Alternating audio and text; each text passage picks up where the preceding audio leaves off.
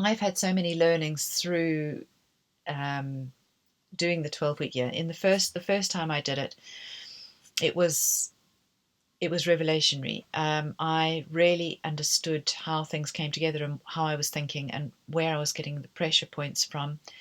And it's really interesting because I wrote a contributor to the Success Formula, which is a book that was published recently.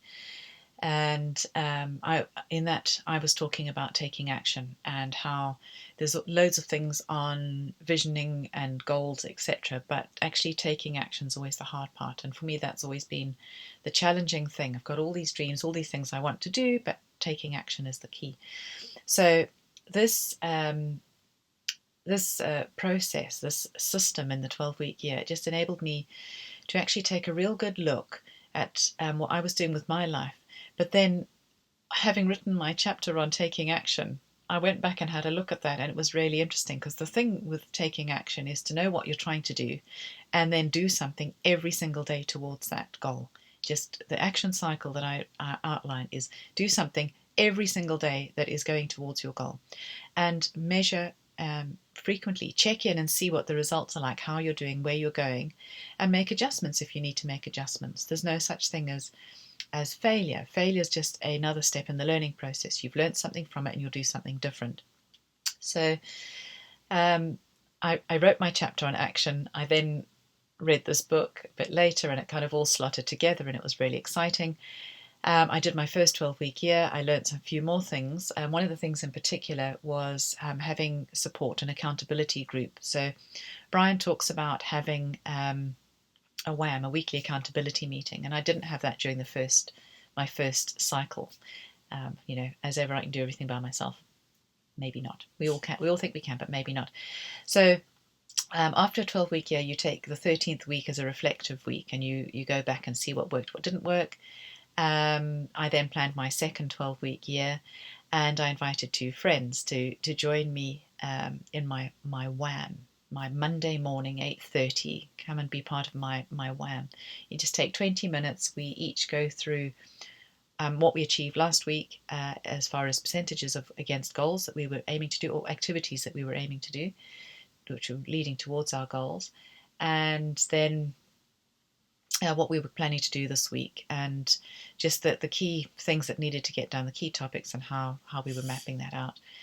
Now, in the second one, I learned more things, and that, life's a learning curve. That's just brilliant.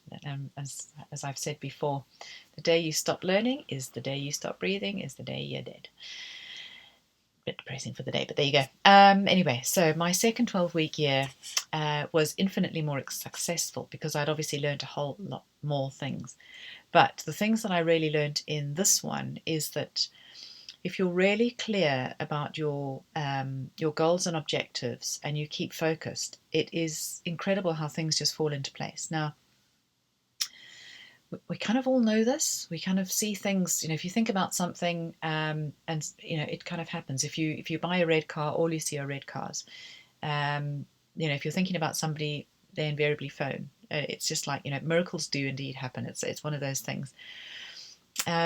I definitely work on the space of miracles, and the universe has got your back. But you've got to be really clear about what you want, and then the energy and the forces can help bring that together. You know, totally, totally into yoga and get your mind in the right space, and things come together.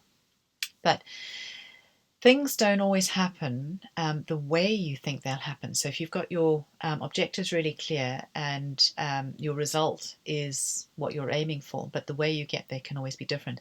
And this is because our brain is always working to look for cheaper, better, quicker, and easier ways to achieve the outcome. So it's really fantastic if you've mapped out your 3 months, your 12 weeks there, and you know exactly what you're going to do, and you've got your goals and your actions that you're going to take towards it, and then you start getting into this, the activities that you're going to do in order to accomplish that, and you map them against the weeks. And this is what I talk about when we do the training.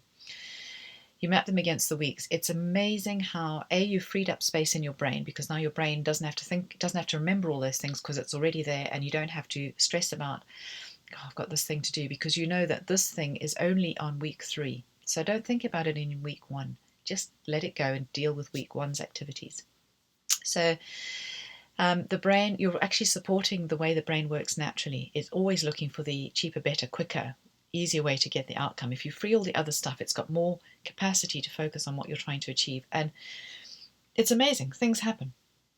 Things just actually come together and work as they're meant to.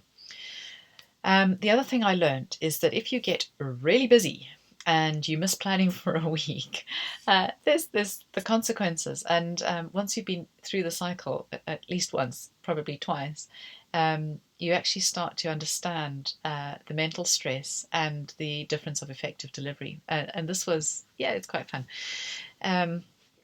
That wheel spinning feeling is awful. It is pretty awful. When you've been in the calm and you know that you can deliver and you can actually be in control, and then you get into the wheel spin again, it's horrible. There's a real sense of frustration, knowing that I should have done this week, or I should have done that.